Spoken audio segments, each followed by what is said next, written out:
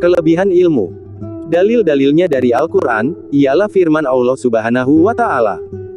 Artinya, Allah mengakui bahwa sesungguhnya tiada Tuhan selain daripadanya, dan malaikat-malaikat mengakui, dan orang-orang berilmu. Surat Ali Imran ayat 18. Maka lihatlah, betapa Allah Subhanahu wa Ta'ala memulai dengan dirinya sendiri dan menduai dengan malaikat dan menigai dengan ahli ilmu. Cukuplah kiranya dengan ini, buat kita pertanda kemuliaan, kelebihan, kejelasan, dan ketinggian orang-orang yang berilmu. Pada ayat lain Allah Subhanahu wa Ta'ala berfirman. Artinya, diangkat oleh Allah orang-orang yang beriman daripada kamu dan orang-orang yang diberi ilmu dengan beberapa tingkat. Surat Al-Mujadalah, ayat 11.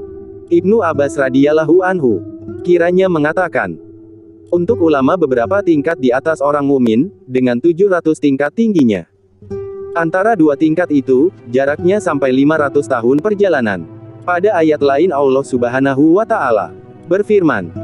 Artinya, katakanlah, adakah sama antara orang-orang yang berilmu dan orang-orang yang tidak berilmu? Surat Az-Zumar, ayat 9. Berfirman Allah Subhanahu wa Ta'ala. Artinya, sesungguhnya yang takut akan Allah daripada hambanya ialah ulama ahli ilmu. Surat Fatir ayat 28. Berfirman Allah Subhanahu wa Ta'ala. Artinya, katakanlah, cukuplah Allah menjadi saksi antara aku dan kamu dan orang-orang yang padanya ada pengetahuan tentang Al-Quran. Surat Ar-Ra'd, ayat 43. Pada ayat yang lain tersebut. Artinya, berkatalah orang yang mempunyai pengetahuan tentang kitab, aku sanggup membawanya kepada engkau. Surat An-Naml, ayat 40.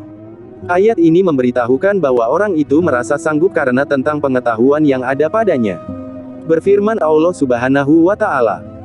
Artinya, berkatalah orang-orang yang berpengetahuan, malang nasibmu pahala dari Allah lebih baik untuk orang yang beriman dan mengerjakan perbuatan baik.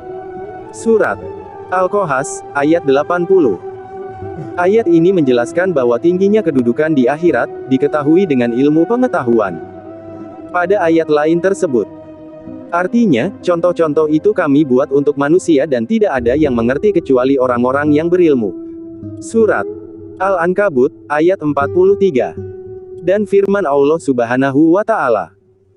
Artinya, kalau mereka kembalikan kepada Rasul dan orang yang berkuasa di antara mereka niscaya orang-orang yang memperhatikan itu akan dapat mengetahui yang sebenarnya. Surat An-Nisa, ayat 83. Ayat ini menerangkan bahwa untuk menentukan hukum dari segala kejadian, adalah terserah kepada pemahaman mereka. Dan dihubungkan tingkat mereka dengan tingkat nabi-nabi, dalam hal menyingkap hukum Allah.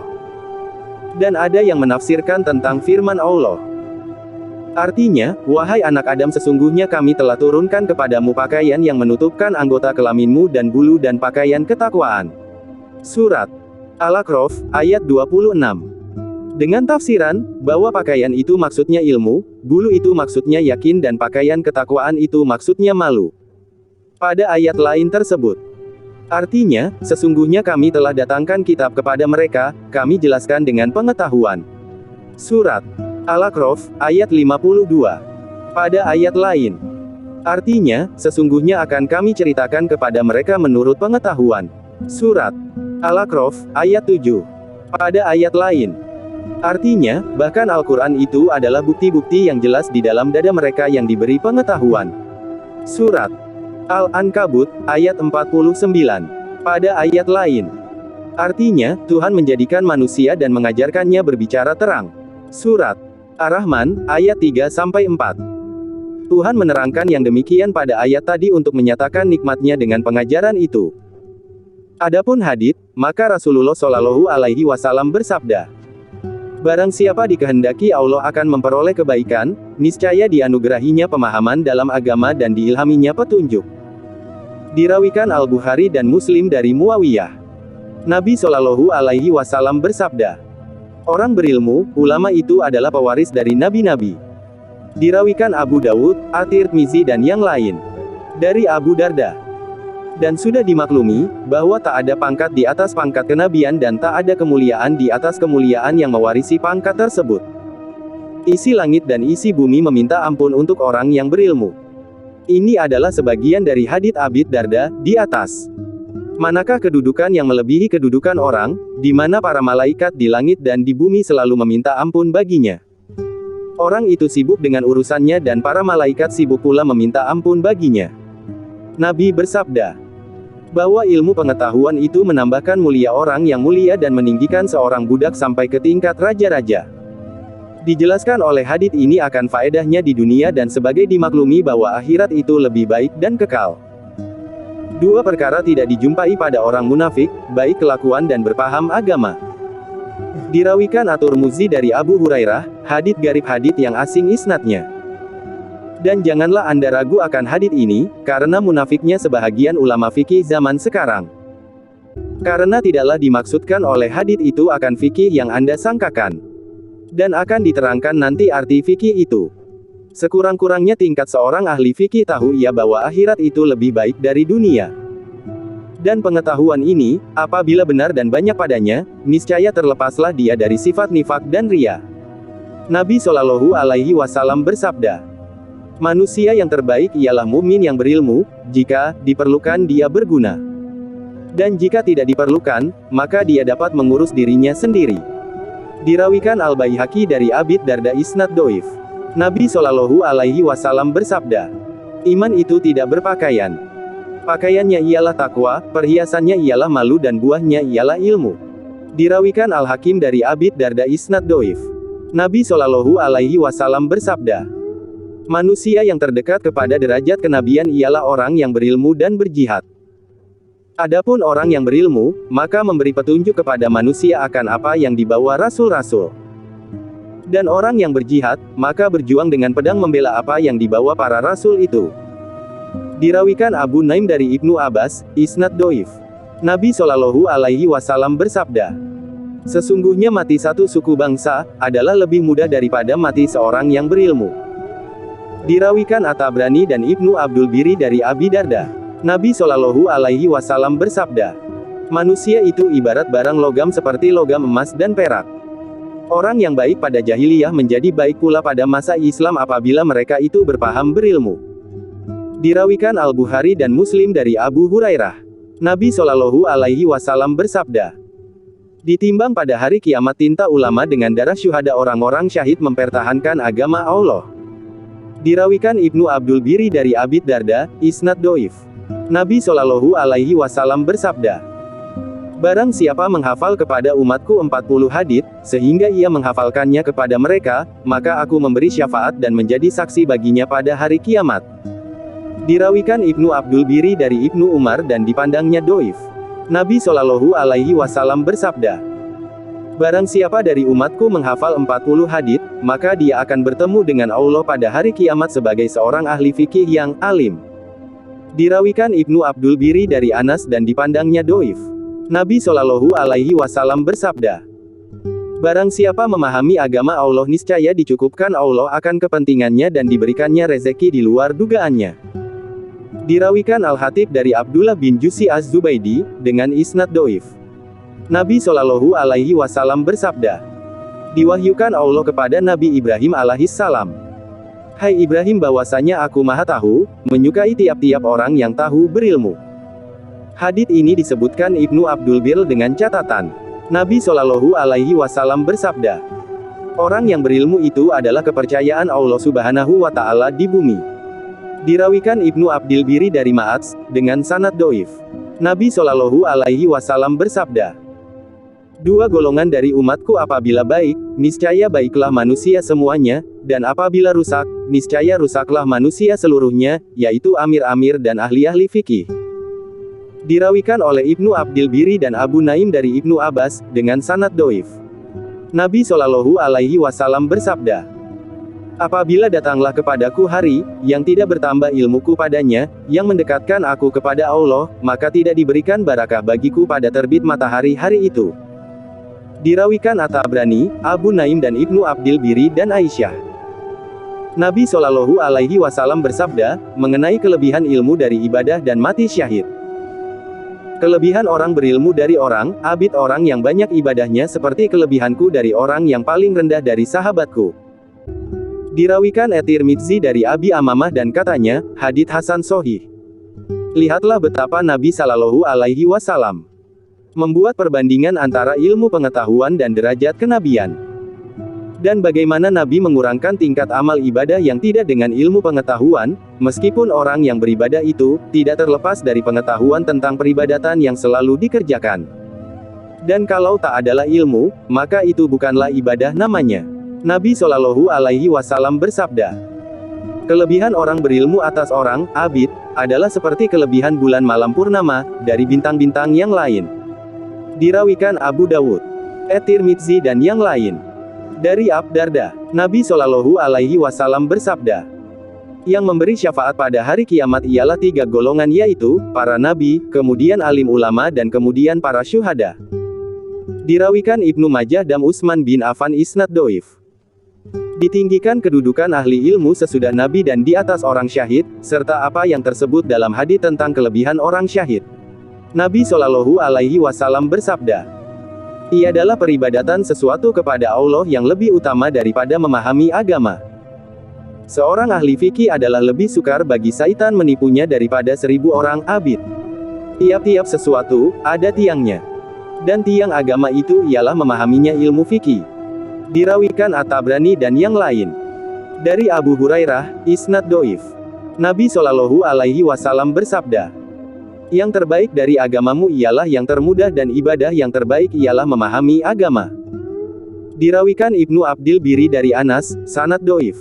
Nabi Shallallahu Alaihi Wasallam bersabda, kelebihan orang mumin yang berilmu dari orang mumin yang abid ialah 70 derajat.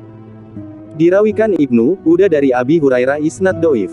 Nabi Shallallahu Alaihi Wasallam bersabda, bahwa kamu berada pada suatu masa yang banyak ahli fikihnya, sedikit ahli qiraat dan ahli pidato, sedikit orang meminta dan banyak orang memberi. Dan amal pada masa tersebut lebih baik daripada ilmu. Dan akan datang kepada umat manusia suatu masa, yang sedikit ahli fikihnya, banyak ahli pidato, sedikit yang memberi dan banyak yang meminta. Ilmu pada masa itu lebih baik dari amal.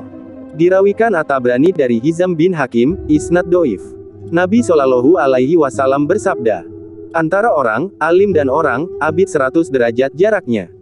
Jarak antara 2 derajat itu dapat dicapai dalam masa 70 tahun oleh seekor kuda pacuan. Dirawikan Al-Ashfahani dari Ibnu Omar, dengan sanad dhaif. Orang bertanya kepada Nabi Shallallahu Alaihi Wasallam, wahai Rasulullah, amalan apakah yang lebih baik? Maka Nabi Shallallahu Alaihi Wasallam menjawab, ilmu mengenai Allah Azza wa Jalla, Maha Mulia dan Maha Besar. Bertanya pula orang itu, ilmu apa yang engkau kehendaki? Nabi Shallallahu Alaihi Wasallam menjawab, ilmu mengenai Allah Subhanahu wa Ta'ala. Berkata orang itu lagi, kami menanyakan tentang amal, lantas engkau menjawab tentang ilmu. Maka Nabi Shallallahu Alaihi Wasallam menjawab, bahwasanya sedikit amal adalah bermanfaat dengan disertai ilmu mengenai Allah. Dan bahwasanya banyak amal tidak bermanfaat bila disertai kebodohan mengenai Allah Subhanahu wa Ta'ala. Dirawikan Ibnu Abdil Biri dari Anas, dengan sanad dhaif. Nabi Shallallahu Alaihi Wasallam bersabda, Allah Subhanahu wa Ta'ala membangkitkan hamba-hambanya pada hari kiamat. Kemudian membangkitkan orang-orang alim seraya berfirman, hai orang alim, bahwasanya aku tidak meletakkan ilmuku padamu selain karena aku mengetahui tentang kamu. Dan tidak aku meletakkan ilmuku padamu untuk memberi azab kepadamu. Pergilah, aku telah mengampunkan segala dosamu. Dirawikan At-Tabrani dari Abi Musa, dengan sanad dhaif. Kita bermohon kepada Allah akan husnul hatimah. Adapun aksar kata-kata sahabat Nabi Shallallahu Alaihi Wasallam dan pemuka-pemuka Islam lainnya, yaitu Ali bin Abi Thalib radhiyallahu anhu, berkata kepada Kumail, hai Kumail, ilmu itu lebih baik daripada harta. Ilmu menjaga engkau dan engkau menjaga harta. Ilmu itu penghukum hakim dan harta itu terhukum. Harta itu berkurang apabila dibelanjakan dan ilmu itu bertambah dengan dibelanjakan. Berkata pula Ali radhiyallahu anhu, orang berilmu lebih utama daripada orang yang selalu berpuasa, bersalat dan berjihad. Apabila mati orang yang berilmu, maka terdapatlah suatu kekosongan dalam Islam yang tidak dapat ditutup selain orang penggantinya. Berkata pula Ali radhiyallahu anhu, dengan sajak, tidaklah kebanggaan selain bagi ahli ilmu. Mereka memberi petunjuk kepada orang yang meminta ditunjukkan. Nilai manusia adalah dengan kebaikan yang dikerjakannya. Dan orang-orang jahil itu adalah musuh ahli ilmu. Menanglah engkau dengan ilmu, hiduplah berlama. Orang lain mati, ahli ilmu itu terus hidup. Berkata Abul Aswad, tidak adalah yang lebih mulia dari ilmu. Raja-raja itu menghukum manusia dan alim ulama itu menghukum raja-raja. Berkata Ibnu Abbas radhiyallahu anhu, disuruh pilih pada Sulaiman bin Daud alaihi salam antara ilmu, harta dan kerajaan, maka dipilihnya ilmu, lalu dianugerahkanlah kepadanya harta dan kerajaan bersama ilmu itu. Ditanyakan kepada Ibnul Mubarak, siapakah manusia itu? Maka ia menjawab, orang-orang yang berilmu. Lalu ditanyakan pula, siapakah raja itu? Maka ia menjawab, orang yang zuhud tidak terpengaruh dengan kemewahan dunia. Ditanyakan pula, siapakah orang hina itu? Maka ia menjawab, mereka yang memakan memperoleh dunia dengan agama. Ibnul Mubarak tidak memasukkan orang tak berilmu dalam golongan manusia. Karena ciri yang membedakan antara manusia dan hewan, ialah ilmu. Maka manusia itu adalah manusia, di mana ia menjadi mulia karena ilmu. Dan tidaklah yang demikian itu disebabkan kekuatan dirinya. Unta adalah lebih kuat daripada manusia. Bukanlah karena besarnya. Gajah lebih besar daripada manusia. Bukanlah karena beraninya. Binatang buas lebih berani daripada manusia. Bukanlah karena banyak makannya. Perut lembu lebih besar daripada perut manusia. Bukanlah karena kesetubuhannya dengan wanita. Burung pipit yang paling rendah lebih kuat bersetubuh, dibandingkan dengan manusia. Bahkan, manusia itu tidak dijadikan, selain karena ilmu. Berkata setengah ulama, wahai kiranya, barang apakah yang dapat diperoleh oleh orang yang ketiadaan ilmu dan barang apakah yang hilang dari orang yang memperoleh ilmu. Nabi Shallallahu Alaihi Wasallam bersabda, barang siapa dihadiahkan kepadanya Al-Quran lalu ia memandang ada lain yang lebih baik daripadanya, maka orang itu telah menghinakan apa yang dibesarkan oleh Allah Ta'ala. Bertanya Fatul Mausuli radhiyallahu anhu, bukankah orang sakit itu apabila tak mau makan dan minum, lalu mati? Menjawab orang di sekelilingnya, benar. Lalu menyambung Fatul Mausuli, begitu pula hati, apabila tak mau kepada hikmah dan ilmu dalam 3 hari, maka matilah hati itu. Benarlah perkataan itu, karena sesungguhnya makanan hati itu ialah ilmu dan hikmah. Dengan dua itulah, hidup hati, sebagaimana tubuh itu hidup dengan makanan. Orang yang tak berilmu, hatinya menjadi sakit dan kematian hatinya itu suatu keharusan. Tetapi, dia tidak menyadari demikian, karena kecintaan dan kesibukannya dengan dunia, menghilangkan perasaan itu, sebagaimana kesangatan takut, kadang-kadang menghilangkan kepedihan luka seketika, meskipun luka itu masih ada. Apabila mati itu telah menghilangkan kesibukan duniawi, lalu ia merasa dengan kebinasaan dan merugi besar kemudian, itu tidak bermanfaat baginya. Yang demikian itu, seperti dirasakan oleh orang yang telah aman dari ketakutan dan telah sembuh mabuk, dengan luka-luka yang diperolehnya dahulu sewaktu sedang mabuk dan takut. Kita berlindung dengan Allah dari hari pembukaan apa yang tertutup. Sesungguhnya manusia itu tertidur. Apabila mati, maka dia terbangun. Berkata Al-Hasan radhiyallahu anhu, ditimbang tinta para ulama dengan darah para syuhada. Maka beratlah timbangan tinta para ulama itu, dari darah para syuhada. Berkata Ibnu Mas'ud radhiyallahu anhu, haruslah engkau berilmu sebelum ilmu itu diangkat. Diangkat ilmu adalah dengan kematian perawi-perawinya. Demi Tuhan yang jiwaku di dalam kekuasaannya. Sesungguhnya orang-orang yang syahid dalam perang Sabil, lebih suka dibangkitkan oleh Allah nanti sebagai ulama. Karena melihat kemuliaan ulama itu. Sesungguhnya tak ada seorang pun yang dilahirkan berilmu. Karena ilmu itu adalah dengan belajar. Berkata Ibnu Abbas radhiyallahu anhu, bertukar pikiran tentang ilmu sebahagian dari malam, lebih aku sukai daripada berbuat ibadah di malam itu. Begitu juga menurut Abu Hurairah radhiyallahu anhu. Dan Ahmad bin Hanbal radhiyallahu anhu. Berkata Al-Hasan tentang firman Allah Ta'ala. Artinya, wahai Tuhan kami, berilah kami kebaikan di dunia ini dan kebaikan pula di hari akhirat. Surat Al-Baqarah, ayat 201. Bahwa kebaikan di dunia itu ialah ilmu dan ibadah, sedang kebaikan di akhirat itu, ialah sorga. Ditanyakan kepada setengah hukama, para ahli hikmah, barang apakah yang dapat disimpan lama? Lalu ia menjawab, yaitu barang-barang, apabila kapalmu karam, maka dia berenang bersama kamu. Yakni ilmu, dikatakan bahwa yang dimaksud dengan karam kapal ialah binasa badan, dengan mati. Berkata setengah hukama, barang siapa membuat ilmu sebagai kekang di mulut kuda, niscaya dia diambil manusia menjadi imam. Dan barang siapa dikenal dengan hikmahnya, niscaya dia diperhatikan oleh semua mata dengan mulia.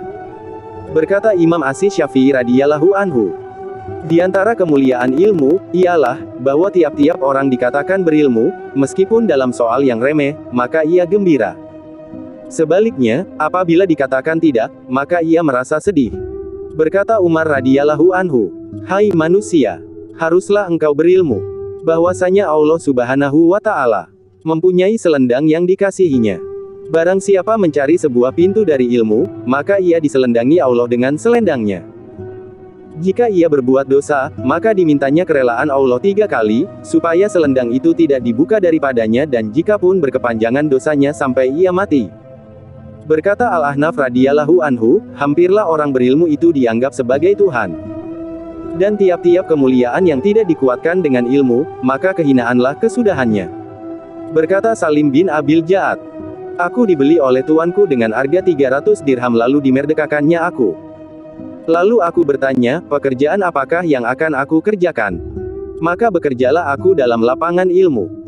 Tak sampai setahun kemudian, datanglah berkunjung kepadaku Amir kota Madinah. Maka tidak aku izinkan, ia masuk. Berkata Zubair bin Abi Bakar, ayahku di Irak menulis surat kepadaku. Isinya diantara lain, yaitu, haruslah engkau berilmu. Karena jika engkau memerlukan kepadanya, maka ia menjadi harta bagimu. Dan jika engkau tidak memerlukan kepadanya, maka ilmu itu menambahkan keelokanmu. Diceritakan juga yang demikian dalam nasihat Luqman kepada anaknya. Berkata Luqman, hai anakku, duduklah bersama ulama, rapatlah mereka dengan kedua lututmu. Sesungguhnya Allah subhanahu wa ta'ala menghidupkan hati dengan nur hikmah sinar ilmu seperti menghidupkan bumi dengan hujan dari langit. Berkata setengah hukama, apabila meninggal seorang ahli ilmu maka ia ditangisi oleh ikan di dalam air dan burung di udara. Wajahnya hilang tetapi sebutannya tidak dilupakan. Berkata Az-Zuhri, ilmu itu jantan dan tidak mencintainya selain oleh laki-laki yang jantan.